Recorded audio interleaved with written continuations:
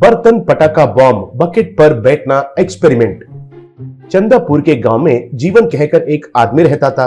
वो एक धनवान का बेटा था, इसलिए उसे थोड़ा घमंड भी ज्यादा रहता था। गांव में सबके ऊपर अधिकार दिखाता रहता था, लोगों को डांट के उनको मार के बहुत सताता रहता था। उसके पास पैसे और अधिकार है कहकर लोग उसे कुछ भी नहीं कह पाने लगे। वहीं गांव में ऋषभ कहकर एक आदमी था। वो बहुत अच्छा आदमी था। वो एक छोटा सा दुकान में काम करता था। उसके पास जो भी था उसमें ही लोगों को सहायता करता था। ये देखकर दुकान का मालिक, बेटा ऋषभ, तुम्हें जो मिलता है वो वेतन ही बहुत कम है और उसमें तुम दूसरों को मदद करोगे तो घर को क्या लेके जाओगे, पूछा। तब ऋषभ, मालिक, मेरा अपना खुद का घर है, किराया भरने का जरूरी भी नहीं है। मेरा पिता एक मेस्त्री है, वो भी कुछ न कुछ कमाते हैं। माँ पिता दोनों बहुत स्वस्थ है। मेरा वेतन पर वे लोग आधार नहीं हो रहे हैं। जो भी है उसमें ही हम सुकून से जी रहे हैं। अब दूसरों का मदद नहीं करेंगे तो कैसे, बताइए, कहा। ऋषभ को अगर गांव में कुछ प्रतियोगिता रखे तो उसमें भाग लेना बहुत पसंद था। उन प्रतियोगिता में जीवन भी आकर भाग लेता था। ऐसे तैराकी प्रतियोगिता, साइकिल प्रतियोगिता, रनिंग प्रतियोगिता, बाइक प्रतियोगिता होने लगे। उसमें ऋषभ हमेशा पहला आता था और जीवन हार जाता था।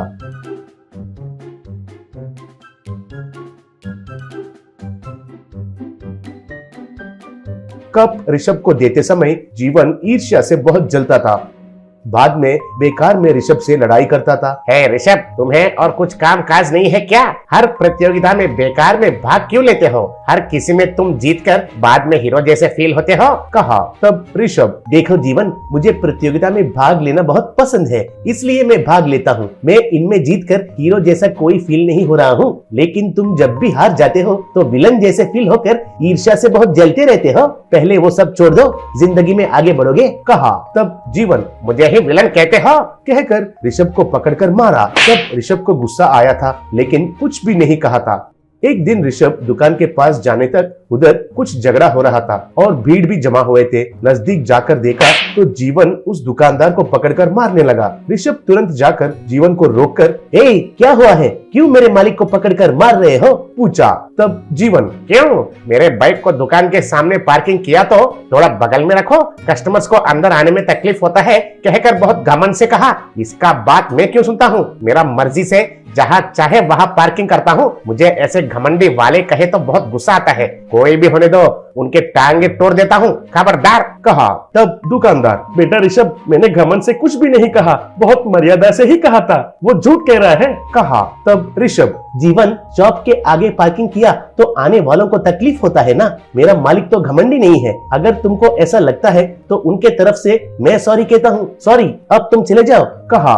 तब जीवन, तुम कहने से कुछ भी नहीं होगा। तुम्हारा मालिक के साथ इधर सारे लोग मुझे सॉरी कहना है, तभी मैं जाता हूँ, कहा। ये सुनकर लोग हैरान रह गए। जीवन से झगड़ा क्यों करना है कहकर सब लोग जीवन से सॉरी कहे। सॉरी जीवन बाबू, अब आप जाइए, कहे। जीवन उसका बाइक पर चला गया।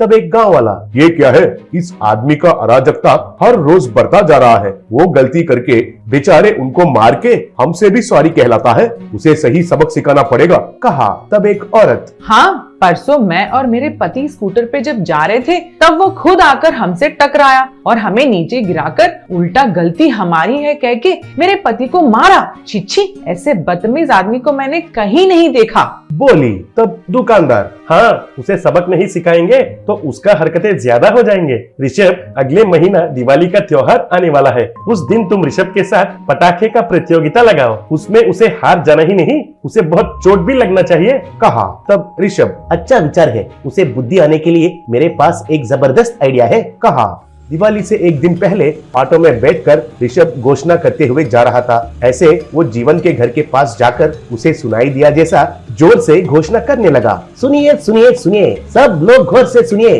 कल दिवाली के दिन हमारे गांव में पटाखों का प्रतियोगिता होने वाला है। उसमें भाग लेकर जीतने वालों को 10,000 का इनाम दिया जाएगा। ऐसे ही हारने वालों को गांव वालों का बात सुनना पड़ेगा। वे जो भी कहेंगे वो करना चाहिए, कहकर पुकारने लगा। ये सुनकर जीवन को उसमें भाग लेने के लिए मन किया। ऐसे दिवाली के दिन सब लोग पटाखे जलाते हुए त्योहार मना रहे थे। जीवन और ऋषभ भी उस प्रतियोगिता में भाग लिए। तब गांव का मुखिया, रेडी, 1 2 3 कहते ही दो युवक आगे आकर उनके सर पर फूलझड़ी जलाए। वे कहकर जल गए। बाद में दोनों को बड़े बड़े सुतली बॉम्ब्स देकर जलाने के लिए कहे। वे उनको जलाकर दूर फेंक दिए। वे जोर से फट गए। बाद में दो बड़े बड़े बॉम्ब्स को लगाकर उन पर बकेट्स लगाए। ऋषभ और जीवन उन बकेट्स पर बैठ गए। ऋषभ के बकेट के नीचे वाला बॉम्ब तो साधारण बॉम्ब था, वो फटने से भी कुछ नहीं होगा, लेकिन जीवन के बकेट के नीचे वाला बॉम्ब तो बड़ा सा बॉम्ब था। उसे जानबूझकर ऋषभ ने ही लगाया था। ये नहीं जानकर जीवन उस बॉम्ब के ऊपर बैठ गया। गांव का मुखिया, यही आखिरी मुकाबला है, अगर इसमें हार गए तो उनको इस गांव के लोगों के पास नहीं जाना चाहिए, उनसे झगड़ा नहीं करना चाहिए, वही हमारा शर्त है, कहा। तब वे दोनों उसके लिए ओके कहे। ऐसे दो युवक आकर उन बॉम्ब्स को जलाए। ऋषभ का नीचे वाला बॉम्ब धाम कहकर फटा और थोड़ा धुआं बाहर आया बस, लेकिन उसे कुछ भी नहीं हुआ। लेकिन जीवन का नीचे वाला बॉम्ब जोर से फटकर बकेट हवा में उड़ गई। ऐसे जीवन उड़कर बगल में एक पेड़ के ऊपर जा गिरा। उस झटके के वजह से वो काला बन गया और उसका कपड़े भी फट गए। उसको देखकर सब लोग जोर से हंसने लगे। तब से लेकर जीवन लोगों के पास जाना ही बंद कर दिया।